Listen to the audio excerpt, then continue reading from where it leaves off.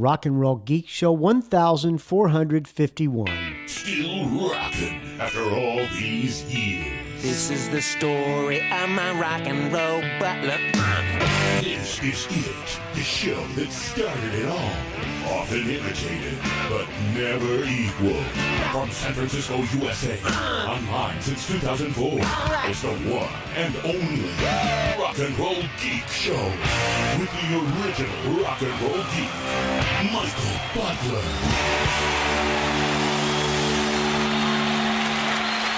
Welcome to the Rock and Roll Geek Show. My name's Michael Butler. Thanks a lot for joining me. I really appreciate it. Today is Tuesday, March 3rd, 2026. It's 3:16 p.m. when I'm recording this episode.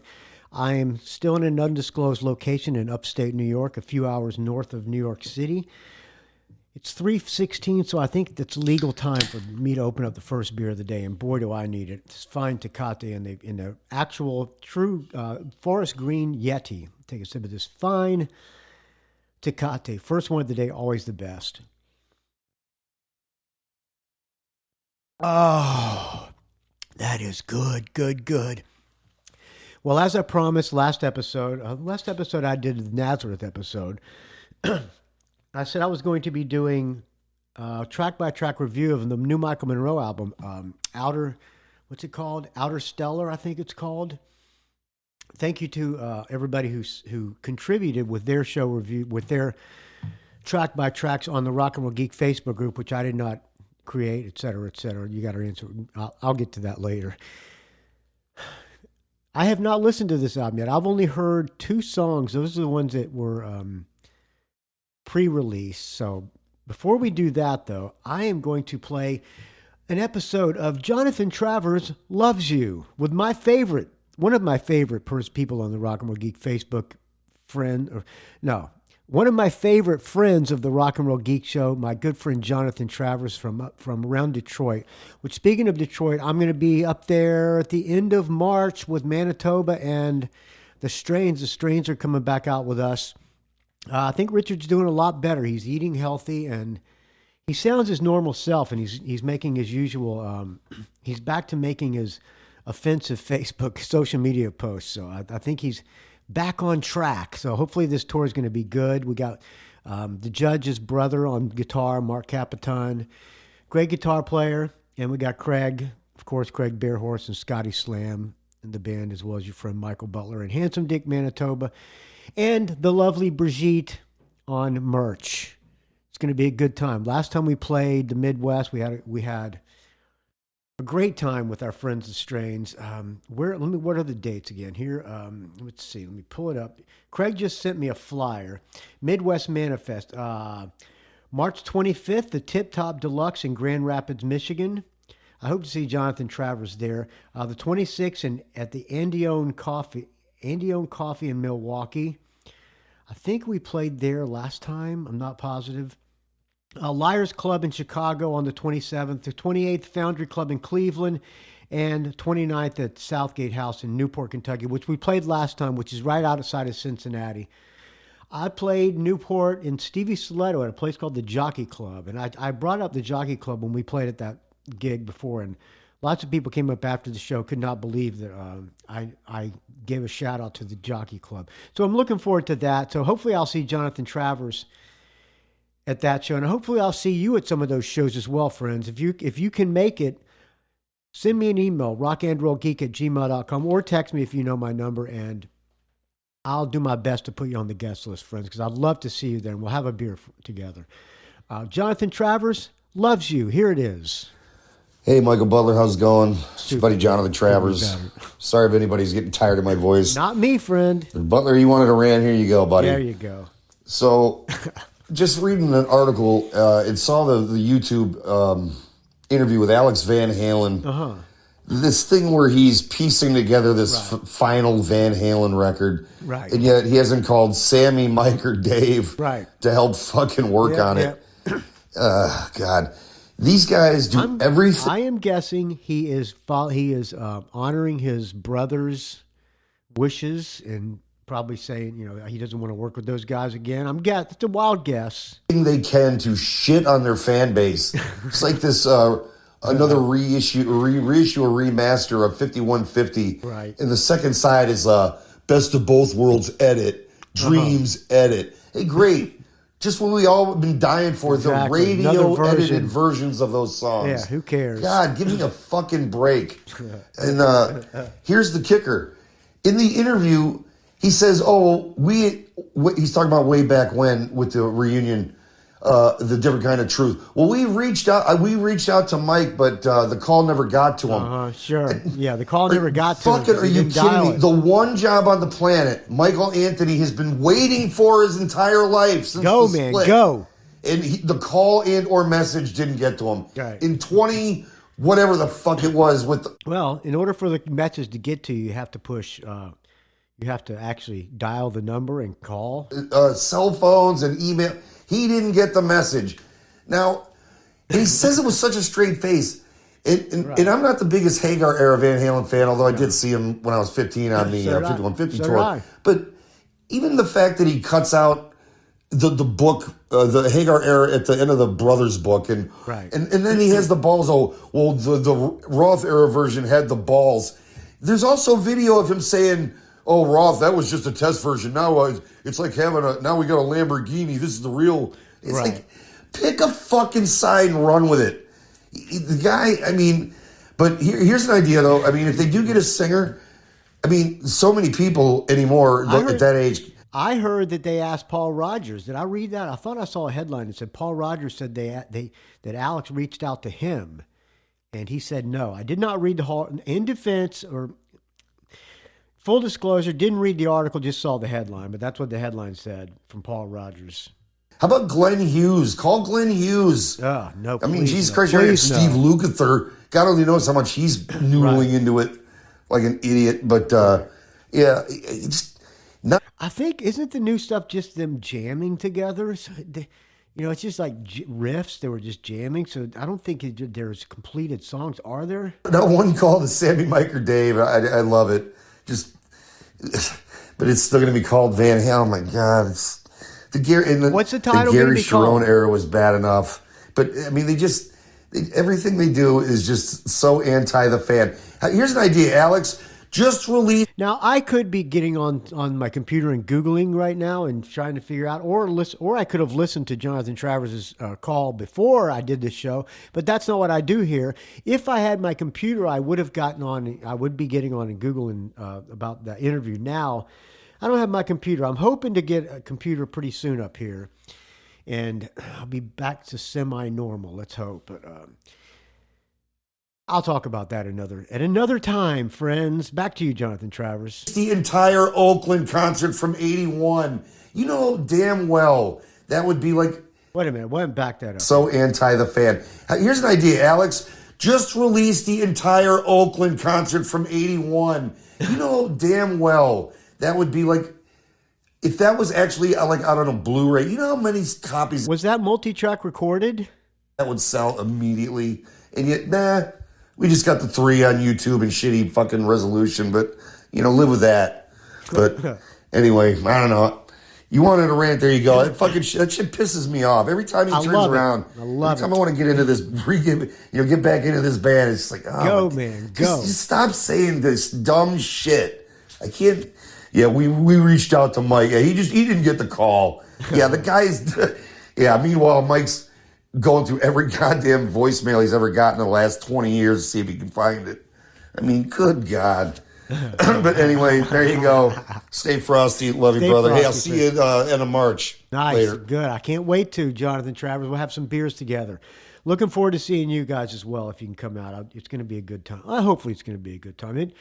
It always is. When you're out playing music on the road, what's not to like? I see these people. I told Chad this because he's had people in his band complain when he's on the road. I said, dude, you're on tour playing music. You could be painting houses. What do you have to cry about? Enjoy it. All right. We're going to go to the track-by-track review of the new Michael Monroe album. But first, I'm going to thank some people who donated to the Rock and Roll Geek Show. So let's play in the background Michael Monroe's last album, I Live Too Fast to Die Young, in 2022. I'll just go from the top. and we'll play that while the donations are going. Okay, let me see.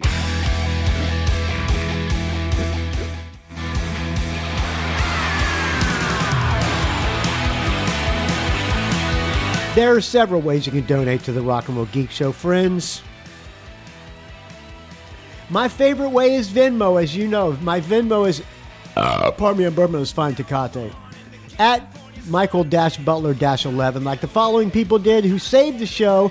Tim Schall saved the show this month with a $50 Venmo, like he's been doing for the past several months. I appreciate it, Tim. As Dan Gerawan, also $50, and my good friend Kirk Crawford, $50. You three saved the show with your $50 Venmo donations.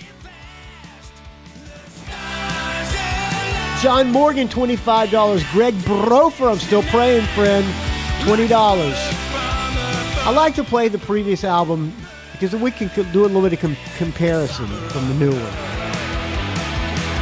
John Morgan, $25. Gregg Brofer, $20. Blake Johnston. The Rock and Roll Brian Cranston, $20. Richard Fusey, $20. The Sheriff. My friend of mine and friend of the show, Todd Cunningham, $10. Rockbottom Rob Giglio, $20.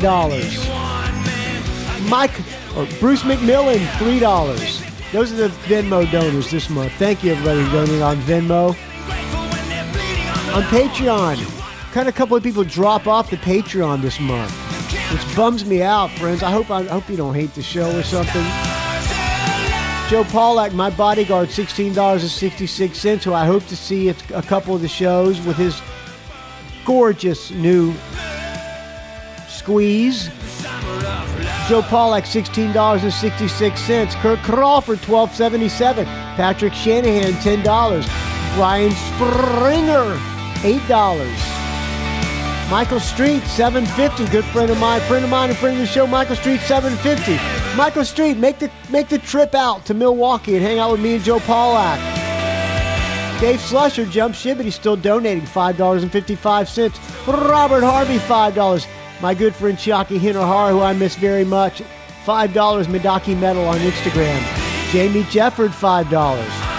Erik Klein, $5. Paul Smith, $5. Justin Lefkowitz, $5. Steve Trice, $5. Take a sip of this fine Tecate. I'm getting a little parched.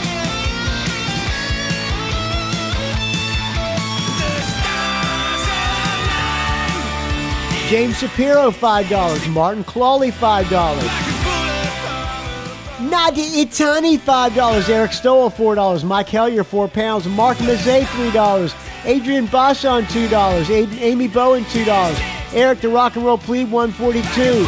3 Legs, 4 Wheels, $1. And finally, Arne Stach, $1. How about young drunks and alcoholics? On PayPal, Dave Franco, $20. Stephen LaPerriere, $20, up in French Canada. Richard Strom, $20. Dave Jackson, the School of Podcasting, $10. BJ Lisco, $10.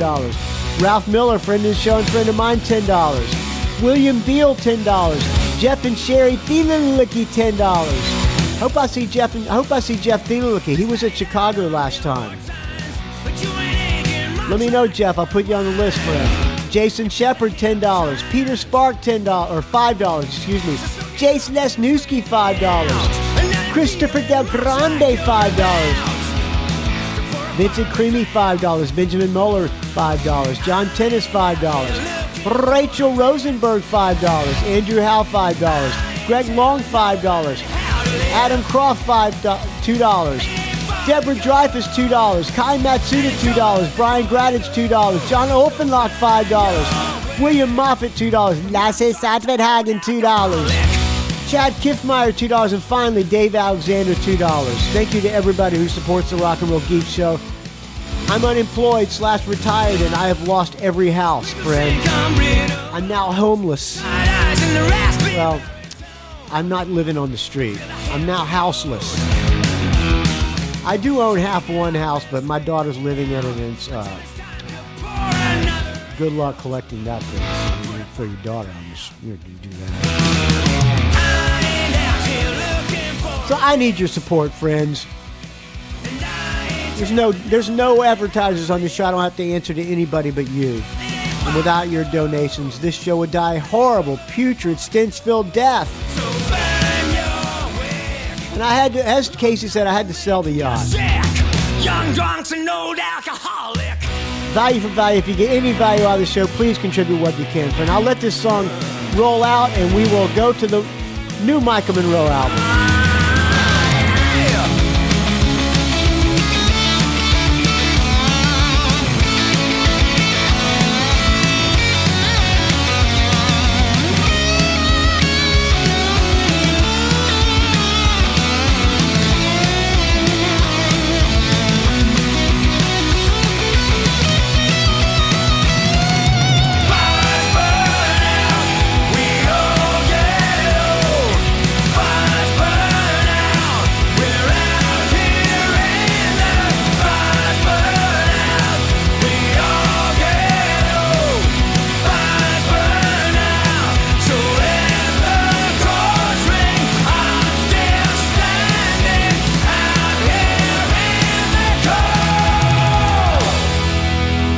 All right, here we go. Okay. All right, ready to do a track by track of new Michael Monroe? Let me write this down here. Michael Monroe, Outerstellar. Michael Monroe. You know the Rock and Roll Geek scoring system. If I like the song, I give it a +1. If it's okay, I give it a half.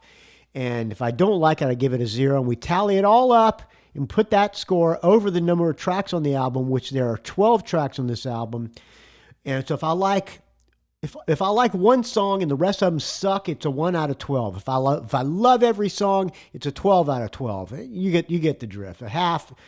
You do the math. For instance, the Rock and Roll Geek scoring system, it's very unscientific, but for some reason, most of the time, not always, but most of the time, it seems to come out pretty accurately. And I asked you for your scores as well. Thank you for doing your homework, friends, the ones who participated. I appreciate it. You're helping the show. That's another way to support the show as well, by doing stuff like that, friends, if you don't have any money. And if you stop donating and are still listening, let me know why you stopped. I'd love to find out, so maybe I can do better, friends, because once the donations stop, this show's out. See. All right. There are 12 songs. First song is called Rockin' Horse. And Bob Heslep, thank you, Bob Heslep, for not sending me this album, by the way. I appreciate it, friend. And for not giving me the liner notes. I got to unlock my phone. I got my phone connected to the Rodecaster, and I have the iPad connected. And for some reason, I got to put my password in the phone. Why? I don't know. Okay. Recorded in Finland at Admiral Audio, Rosborg, Finland, except for tracks 1 and 12 are recorded in Villa Viken in Rosberg. Tracks 2, 8, and 11 recorded at the Voltage Room in Helsinki, Finland. Track 9 recorded at L Studio in Sipu, and additional recorded at Inkfish Studios in Helsinki. Engineers Christopher Dahlstrom, Erno Latinem, Bobby Niinanen, Peter Majuri, Sammy Yaffa, and Jug Wasinius. Mixed by Dave Draper, who does... Pardon me, my throat's parched. Take a sip of this fine Tecate. Dave Draper does Wild Hearts. He does... I think he does CJ Wildheart as well. And he probably does Eureka Machines. I could be wrong about that. Mastered by Svante Forsback at Chartmakers. Okay. First track, Rockin' Horse, written by Michael Monroe, Steve Conte, Rich Jones. If you don't know Rich Jones was in the Black Halos. He also was the guy who organized most of the... he was kind of like the musical director of the Ginger birthday shows, and he's one of the guys instrumental in putting me on that show, on one of those years, as was Alex from Bathroom Wall and Armitage in England, who does the Paranoid Squirrel podcast. Written by Michael Monroe, Steve Conte, Rich Jones, Sammy Yaffa, and Carl Rockfist. All right, first song, Rockin' Horse.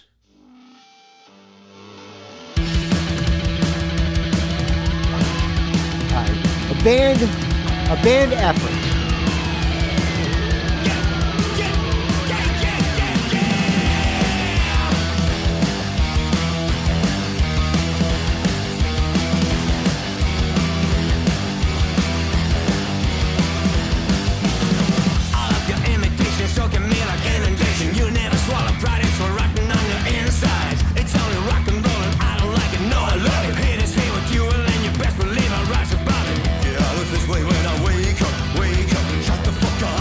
Erik the Rock and Roll Pleeb emailed me his track by track.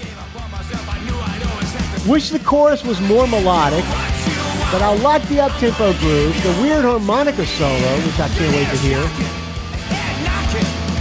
Monroe sounds a bit like Bowie on the verses. Let's hear it. Get off of your rocking horse! Get off of your rocking horse! Get up! He gives it a +1.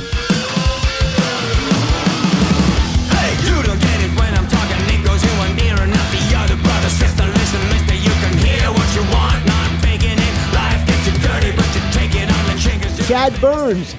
I like the Bowie-inspired parts of the verse. I'm not hearing it.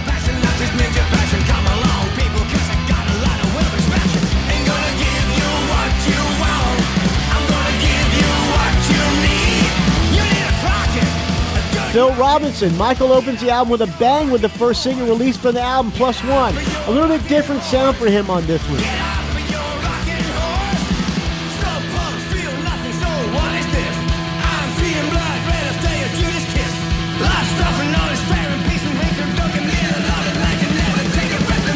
I'm not sure what the title has to do with the content of the song, but I like the rappy staccato style on this one. Love the baritone sax playing. Where's the harmonica?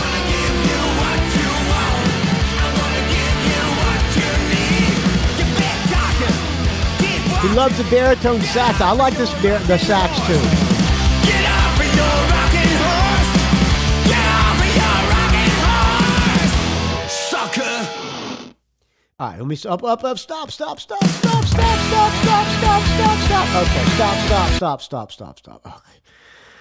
Okay. It's hard to do a fucking everything on the fucking iPad, man. Tell you. Okay. Read everybody else. Let's see some other reviews here. Jim S. I love the bass intro. This sounds like the kind of Michael Monroe song I want to hear. The riff is ripping. It loses its way halfway through or so, but it's a pretty good song. A soft +1. I'm going to agree with Jim S. The Rock and Roll Toothbrush. I'm going to give it a soft +1. I like. There's not a lot of hooks on it. I'll give it a 1. Tim Schall, really good okay, I'm going to do a Mike Cranston. We're off to a promising start. This one had me from the Sam Yaffa's opening bass riff. I really like how the sax is used to beef up the main riff. Let's hear the bass riff one more time, because I'm...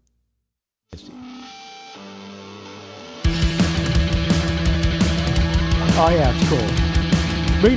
That's a Dennis Dunaway type thing.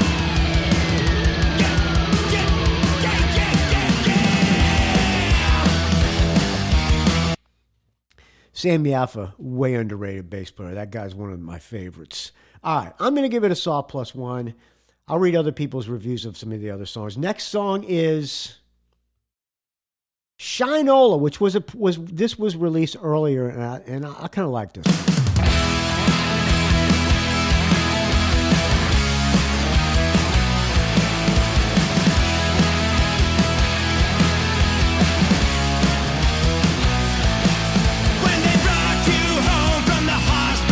Pause it for a second. Let's who wrote this? Track 2 recorded. Okay. Track 2 written by Rich Jones. Okay, this is a Rich Jones song. All right. Oh, that's good. Let's hear from the start here one more time. Okay.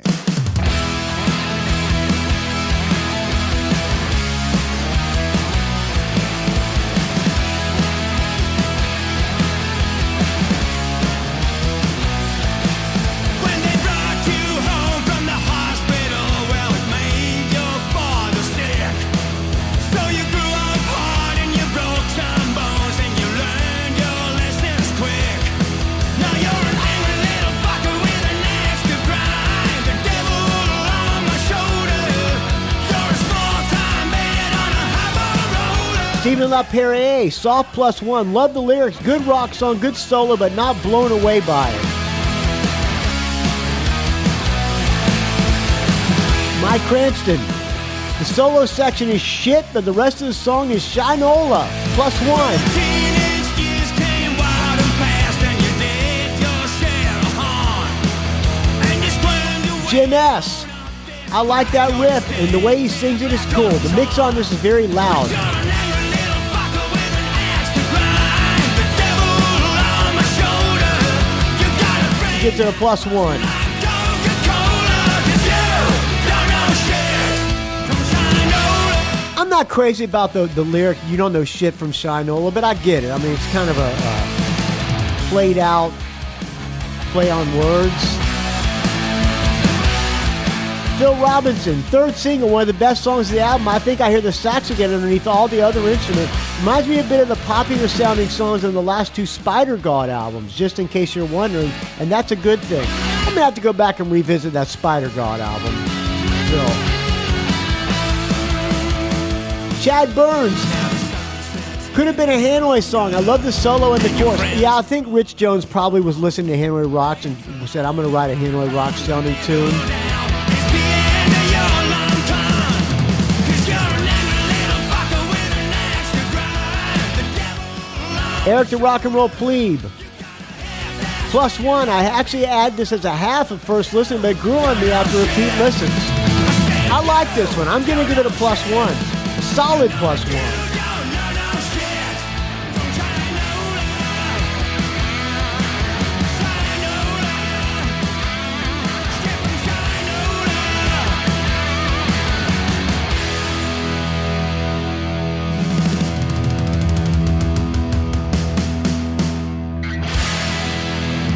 All right, next song is called Black Cadillac. Let me pull up the liner notes here.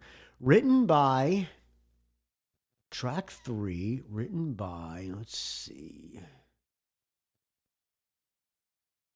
Track 3 is written by Steve Conte and Carl Rockfist, all right?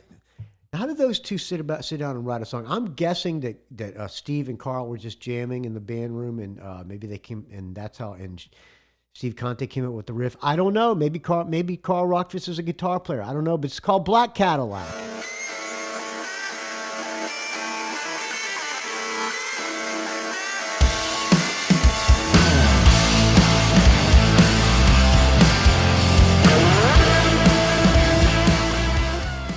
More liner notes, additional musicians. Let's listen to it for a second. I like that part. We're not Echo. gonna win, she'll deceive you at home. I like the breakdown here. Your curtains were shut in the no parking zone. That's a good riff. Painful to see you like this, my friend.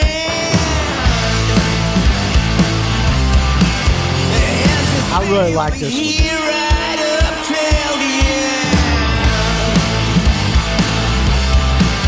In the back of a black Cadillac.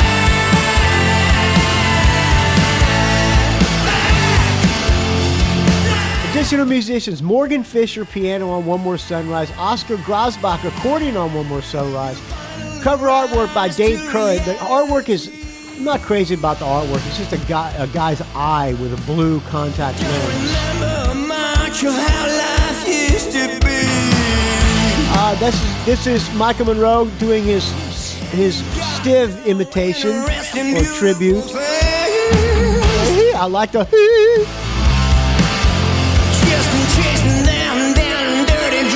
cover artwork by Dave Kerr. Additional artwork and layout by Enrique Zabala. Produced by nobody. Management Gav Mackay, who used to manage Ginger until they had a falling out. Great guy, by the way. He also manages Ugly Kid Joe, I think. And I think he's married to the girl who did the album with Jason Ringenberg from Jason and the Scorpions. For the life of me, I don't remember her name at this point. But she's extremely talented. Oh, Victoria Liedtke. I know that's not how you pronounce her last name. That chick is a major talent. She also sang on the Hey Hello record.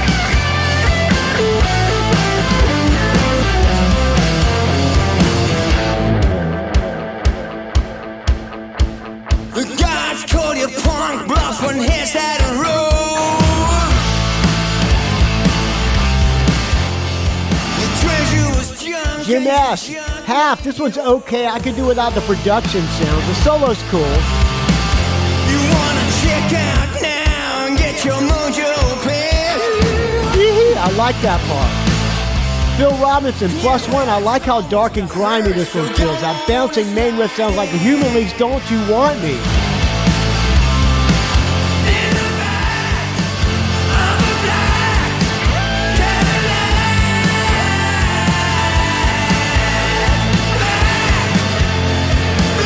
Gives it a +1.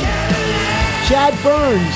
I like the falsetto on Dee. I agree, Chad.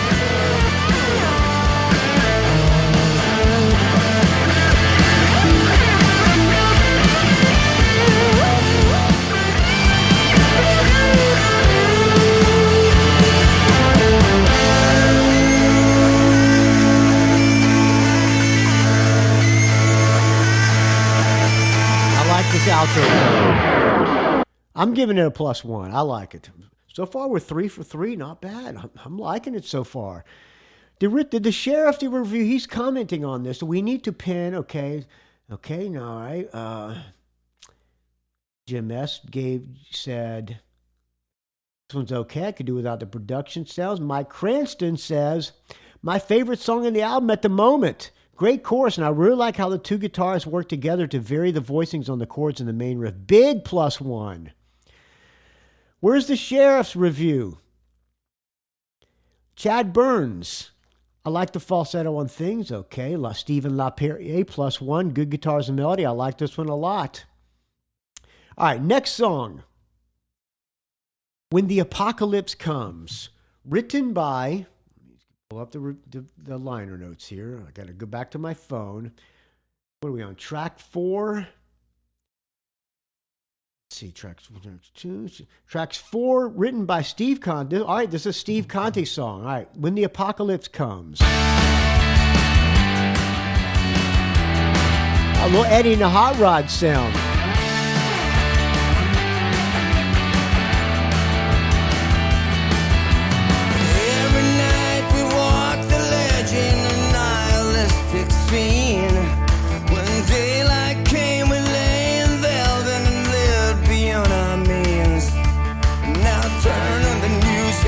Stephen LaPerriere, not the best. Seems like I've heard songs like these a million times. Not a 0, but close, a half. Yeah, I'm on my mountain peak, and I'll just sit and wait till it all goes wrong. When the apocalypse comes, I got the perfect spot. Stephen LaPerriere, I like these kind of songs. It's a pop song. You're right. It's nothing new. No breaking new ground. It's a catchy tune. It's kind of like a power pop tune. It's Eddie and the Hot Rod sound. There's a 59 with your name on the side. You can drive. Chad Burns, half. Good chorus. Tim Schall. I give everything a +1 except for Painless and Neutro Bomb. Each a half. Okay.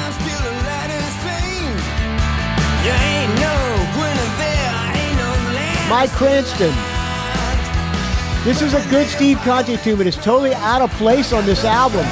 I'm willing to bet this is a leftover from Conte's Concrete Jungle. Could be. Michael even sings it like Steve. Still, it's a really good song, so I'll give it a +1.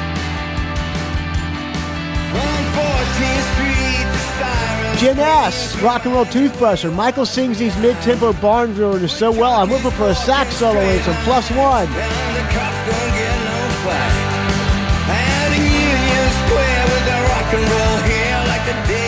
Phil Robinson. This one sounds like a jangly alterno pop straight out of the late 90s or early 2000s. It reminds me of something I can't quite put my finger on. Eddie and the Hot Rods, man. Regardless, it sounds way too happy and upbeat for a song about the end of the world. Another great tune. Yeah, I'm guessing it's a leftover from Steve Conte's solo album. Words, nothing's as it used to be.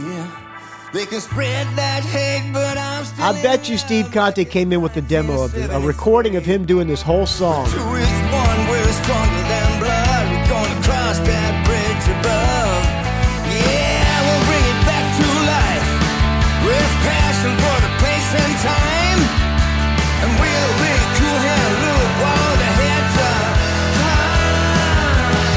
When the apocalypse comes, I got the perfect spot. When the apocalypse comes, I got the perfect spot. When the apocalypse comes, I got the perfect spot. Yeah. What does RnR Pleeb say about this one? Oh, I already said that. All right, I'm giving it a +1. Next song is called Painless. Let's let it go to it. Let's see who wrote Painless, which is track 5. Another Steve Conte tune. A little open tuning deal. Not crazy about that part.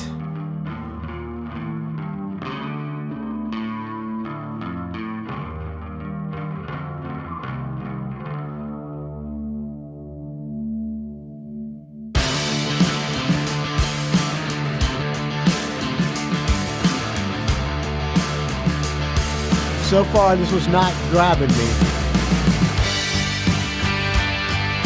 Phil Robinson. It's a good enough song, but the verses just don't do anything for me. Really don't go anywhere. It's the point of the album where I started thinking that the song quality might start dropping off. But then that middle section hits and I absolutely love it, but it's not good enough to pull out from a strong half. You drift a while, hit that vial, painless. Caught in the fray, signed your life away. You just can't shake it, pills. Jim S. I like the guitar tone in the intro a lot, but I don't particularly care for the whiny vocal. It's okay, half. I think this is the one that doesn't fit so far in the album.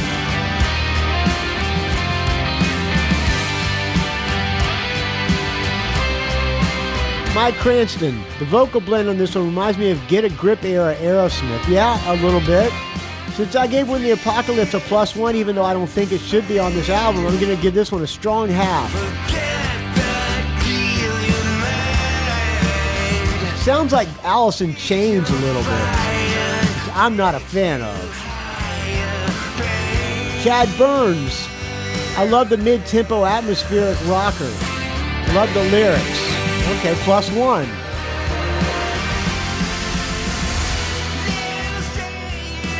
Stephen LaPerriere, what a boring tune, painful. 0.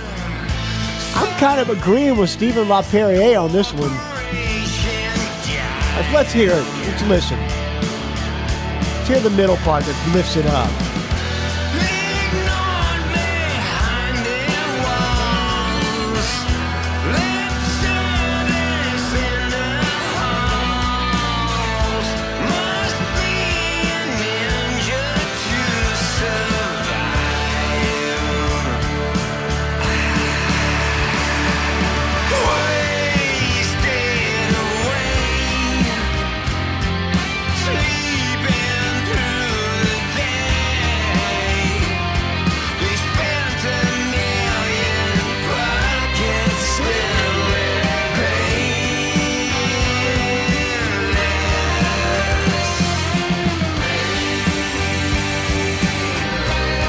I'm not liking this one. This is alt rock. It's like 2000s. Well, we had a radio station in San Francisco called Live 105. They played like Offspring and stuff. This sounds like that era of music. All right, here's the middle part. Let's hear when Lifts It Up.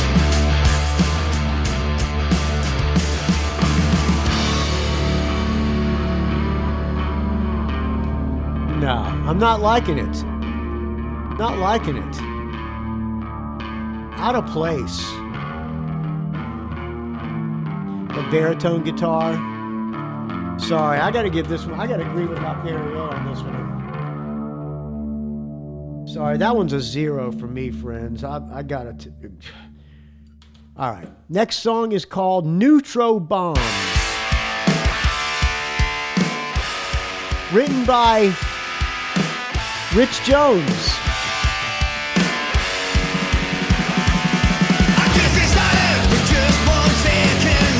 Punk rock tune.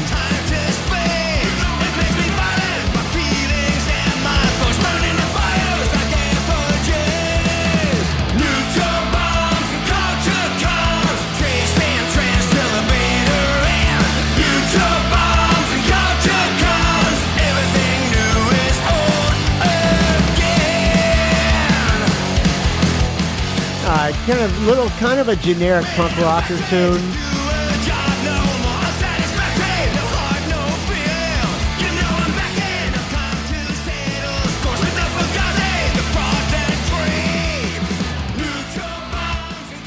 Erik the RnR Pleeb gave the previous song a 0, agreed with me and Stephen LaPerriere. Neutro Bombs a half. It's okay, has a Clash song feel to it. Yeah, I agree. No generic Clash.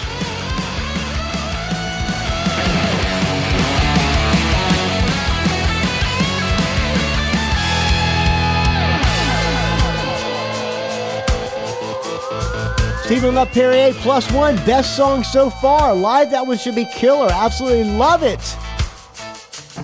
I like the break. Oh yeah, total Clash. Chad Burns half, great song title, good chorus and breakdown.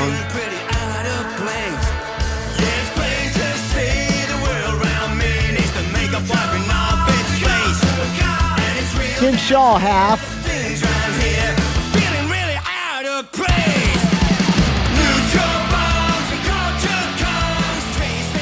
Mike Cranston, the definition of it's not bad, a half. Yeah, I agree. It's kind of generic. Jim Nash Rock and Roll Toothbrusher. +1, I liked it until the synth-laden breakdown. I like the faster pace and awesome guitar. Michael's amazing on this, and so is Schall Rockfish. Saw +1, I don't like that breakdown. Okay. Is he talking about the same song, Neutro Bomb? Yeah, I guess so. He gives it a +1. All right. Phil Robinson. What do you give him? A +1. What the heck is Neutro Bomb? I had to check the songwriting credits because this would sound like a Ginger song, right down to the tempo shifts and the weirdo reggae-like middle section. This one gets a soft +1, but likely turned into a solid 1 with repeat listens. I'm giving it a soft half. What do you think of that? All right, next song. Disconnected. Also, I believe this is also a Rich Jones song. Rich Jones wrote every, let's see, pull up my password. And what is it? 1, 2, 3, 4, 5. Okay, there's the password. Oops, did I say that? Okay, tracks 6 through 11 by Rich Jones. Okay. This is another Rich Jones song, Disconnected, which is a Stib Vader title from his solo album, Disconnected. Open up the second Tecate. Welcome to the reception, broadcasting our deceptions. We celebrate it all. I like the melody. Celebrate it all. A technicolor-coated bad dream. I like the descending part. You know, I sing along. I like it.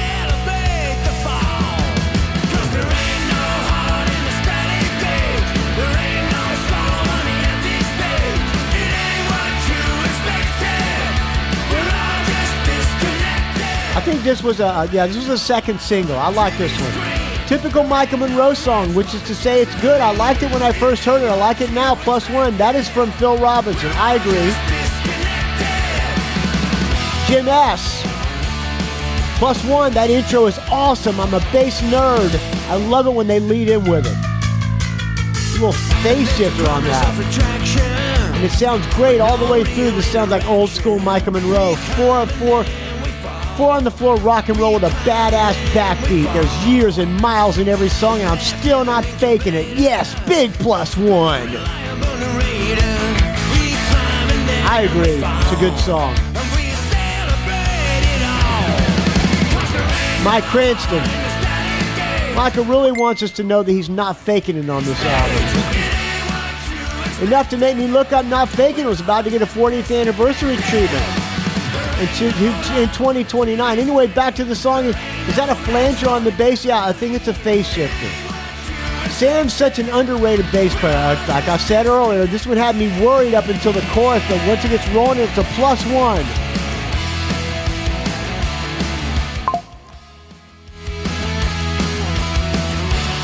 Chad Burns, big +1. Man, can he write a catchy chorus or what? Almost a breakdown in every verse. That's Rich Jones. Stephen LaPerriere, +1. Good rock song.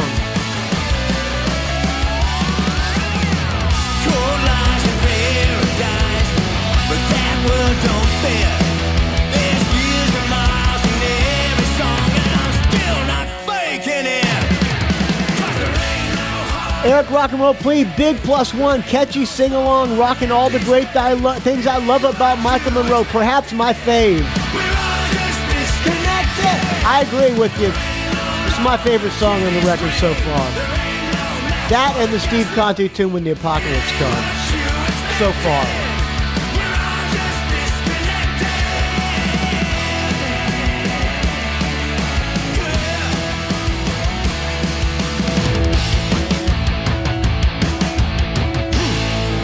All right, next song, Precious, also written by Rich Jones. You're sitting there on your hands, but I gotta make a move. This sounds like a little Wild Hearts.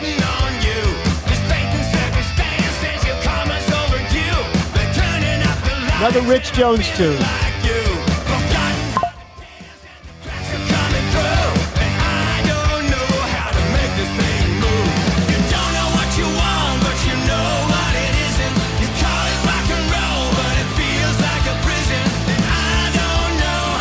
Erik RnR Pleeb, +1. Wild Heart vibe with, another great track. Side 2 of this album is picking up. It has a bit of a Ginger Wild Heart vibe with the chorus. What did I say?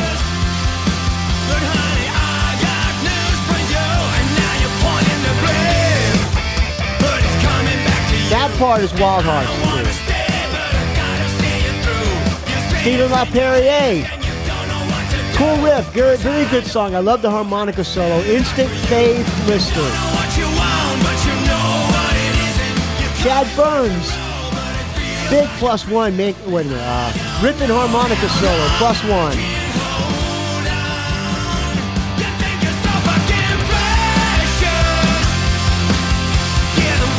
Mike Cranston. The harmonica section with more great bass from Sap is the only thing that keeps this from being another one that's a definition of it's not bad. Still a half though. Jim, this is the harmonica.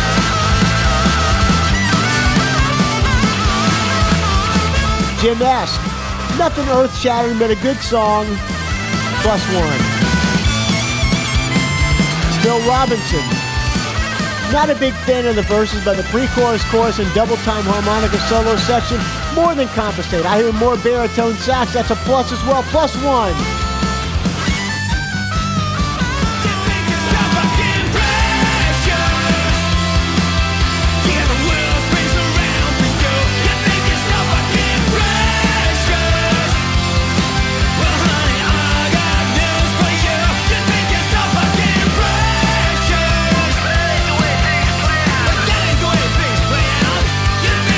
Give it a soft +1. Catchy chorus.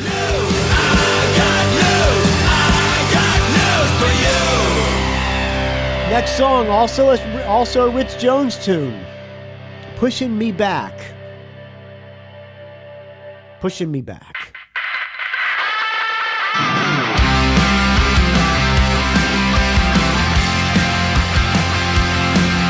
All right, little anthemic American heartbreak sound.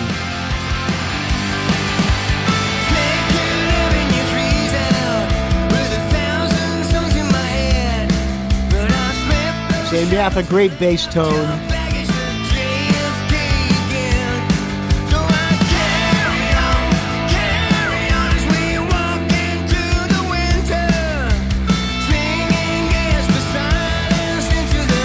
By the way, my friend Billy Rowe, rock and roll brother, out now with Black Cherry and Michael Monroe in England. If you go to that show, tell Billy I said hi. And Sammy F as well. Or not, excuse me, Steve Conte and Rich Jones.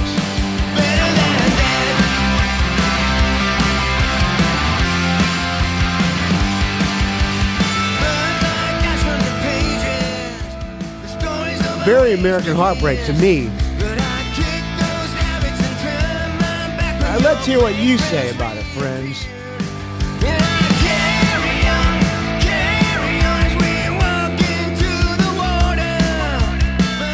I had this as a border song. Is this pushing me back? Yes. Erik Rock and Roll Pleeb. I had this as a borderline half or soft +1 first listen, but it grew on me to a solid +1 territory.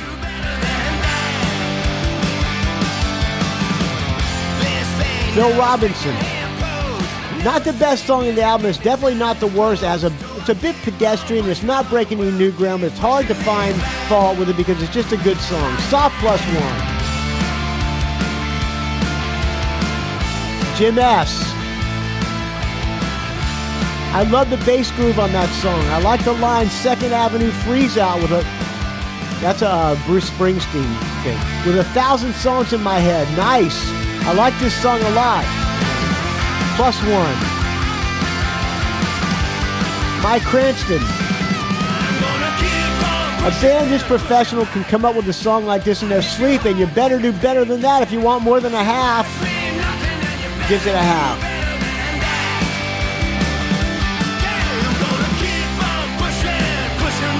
Chad Burns, half. Good solo.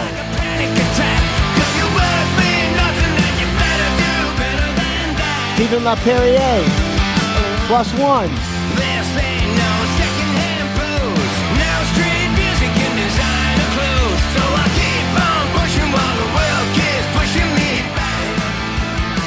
I'm going to give it a strong half.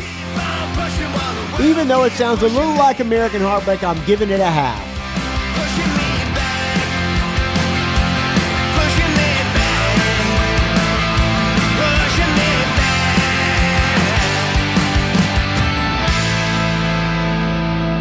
All right, next song, Glitter and Dust, also written by Rich Jones.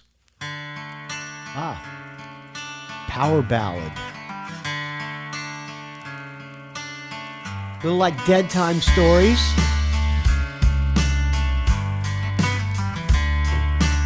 That was that Demolition 23. How you been? It's been a second. How you been? It's been a second. Legs out on the floor. Anytime you pulled yourself up. Stephen LaPerriere. I'm not really into this type of ballad type tunes, but this one is very good. +1. That's the way I'm living. Chad Burns. How it's always been. Big +1. Favorite song on the album, Stones influence? This catastrophe. No money back, no guarantees. It ain't much, but I did what I could. I played my best hand, but nothing came good. Mike Cranston. So that dream. By the Numbers power ballad, Michael's vocal, the sing-along chorus, and one of the best solos in the album make this one a +1 for me.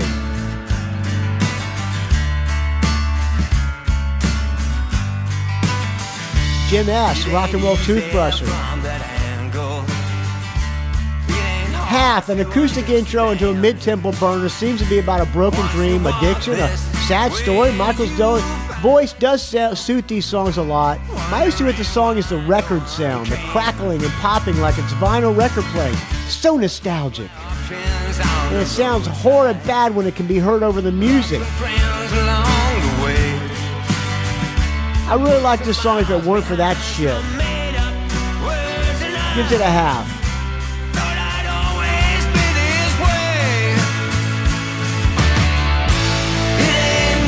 Bill Robinson. Unfortunately, the album's lone ballad sounds like every other country-tinged ballad from the 80s. It's not a bad song, and there's actually quite a bit I like about it, but it's not good enough to give it a +1. All right, here's Solo.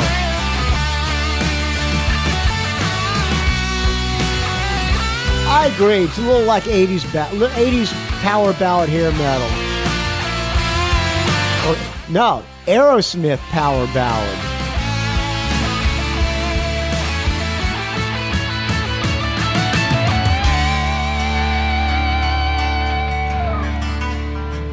How you been? It's been a second. I don't like that line. How you been? It's been a second. Place there on the floor. How you been? It's been a second. How you been? I haven't seen you in a while. And when you say I'd rather hear that than it's been a second. we ain't kids anymore. It ain't much, but I did what I could. Yeah. Played my best. I'm not loving this. I'm not loving it. I'm giving it a soft half. And now that we're giving it a hard or soft, I'm giving it a half. All right, let's put this down. Next song, also a Rich Jones song. The last Rich Jones song. He wrote most of this album, apparently. Road to Ruin. R-O-D-E. All right, I'm liking this one so far from the top.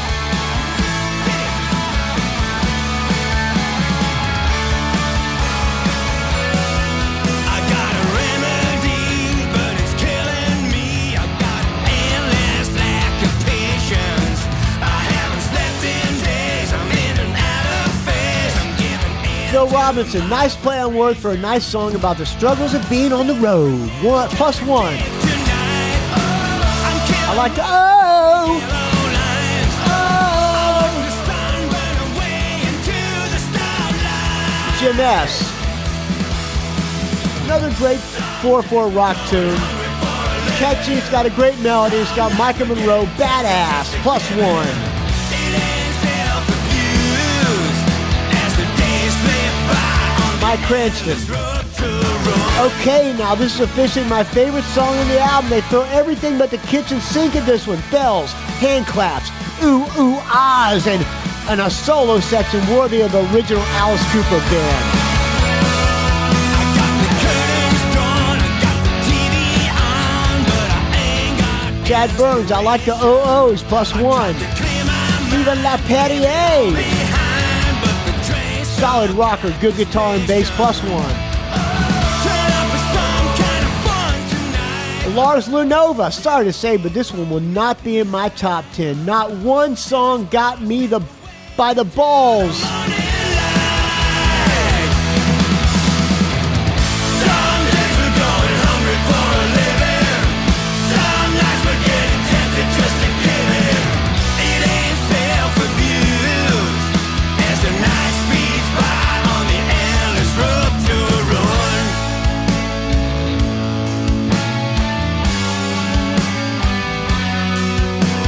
If you go see them in England with Buck Cherry, my friend Billy Rowe, let me know what songs they play from this album. I mean, I could get on Setlist FM and look, but tell me, send me rockandrollgeek@gmail.com, friends.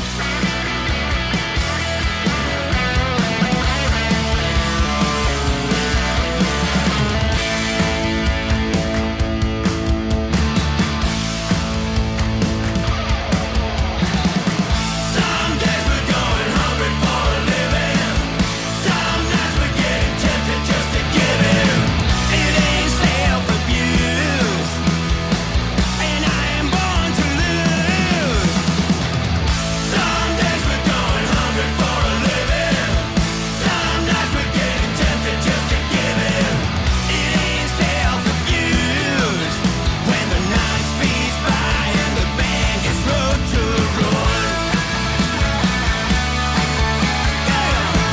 decent song. I'm giving it a +1. Not the greatest song on the album. It's catchy. I like it. +1. Got one more song, friends. Last song, One More Sunrise, written by the entire band. Michael Monroe, Rich Jones, Steve Conte, Carl Rockfist, Sammy Yaffa. Little tremolo on the guitar. 7 minutes and 41 seconds. An introspective album closer. Little accordion at the end.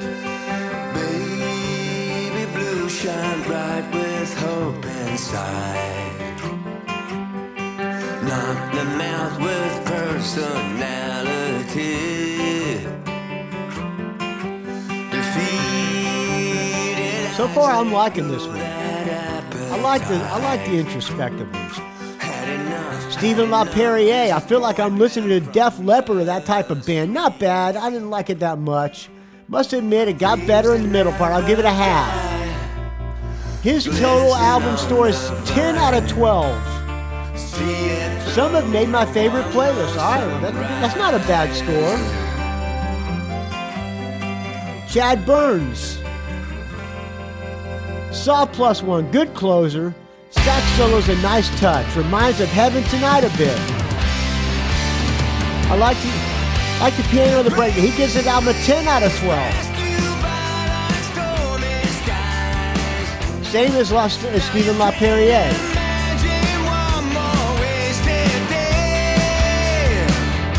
Tim Schall, 11 out of 12. That's a pretty good score. Mike Cranston. A tour de force closer, big +1. 10 out of 12. Huh.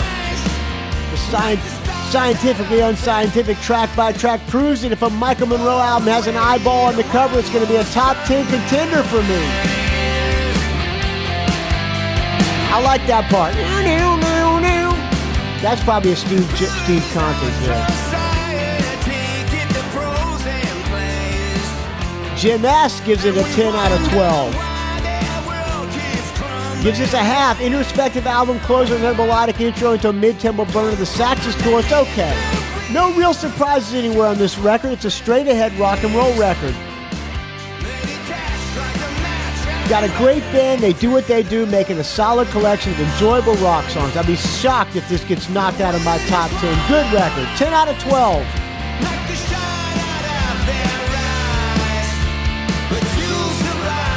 Phil Robinson. +1. First half of the song gives no indication that the breakdown and sax solo at the 3:20 mark will pave the way for a fake out build-up and a second breakdown amid a build-up into an epic ending. Great album closer. 11 out of 12. I'm going to give it a +1. So let me tally up mine, friends. 1, 2, 3, 4, 4.5, 5.5, 6.5, 7, 7.5, 8, 9.5. I gave it the worst score of anybody. Oh, what is Erik Pleeb? What's he say? I like the sax solo. That sounds like David Bowie to me. An epic closer. I love the lyrics and melody on both the verses and chorus. My total 8.5 out of 12. All right, he's got a worse one than me. All right, friends. I hope you enjoyed this track by track of the new Michael Monroe album, Outerstellar. Pretty much a Rich Jones album if you really figure out who wrote all the songs. I gotta tell you, it's a fucking great band, man. I wish I was in it.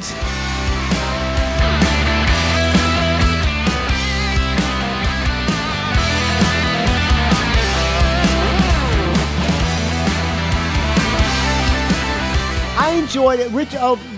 Erik RnR Pleeb, I enjoyed it. Maybe not as much as his last two albums, but there's some great tracks. I think it dropped one or two. If he dropped one or two songs, it would be a much better album. Maybe I'm just getting old, but I just want a solid 10-song album to clock in at 35 minutes.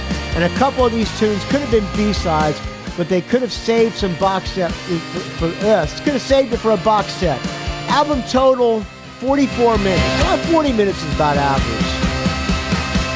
All right, friends, do you agree with me and Erik the RnR Pleeb? Oh, breakdown. If you agree with the two of us, send me an email, rockandrollgeek@gmail.com. Butler, you defied your friends of the show. You defied the friends of the RnR Geek Show. You don't tag along with everybody's views. You and Erik the RnR Pleeb, you guys think for yourselves. Put that in the subject line. All right. You disagree? Butler, how dare you bash the great Steve Conte? You left those mouths so I'm unsubscribing, you piece of shit. I'm like those other two guys on Patreon who stopped donating. I'm unsubscribing. Fuck you, motherfucker. I hate you. Put that in the subject line. All right, friends. Enough of that. Thank you for listening, friends. I hope you enjoyed this track by track of the new Michael Monroe album, Outerstellar. RockandRollGeek.com is where you can find the show. Again, rockandrollgeek@gmail.com for your love and hate mail. Michael-Butler-11 on the Venmo. Please keep the donations coming. I depend on them. Without your donations, this show will die a horrible, putrid, stench-filled death, and I'll be out on the street.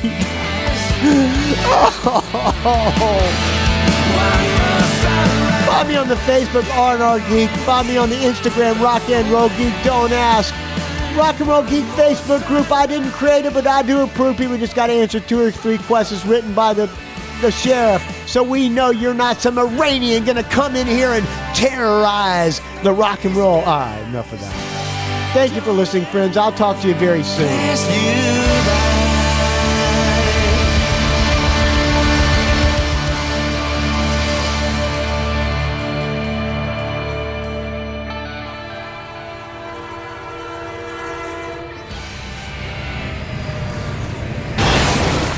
It's a rock and roll geek train wreck.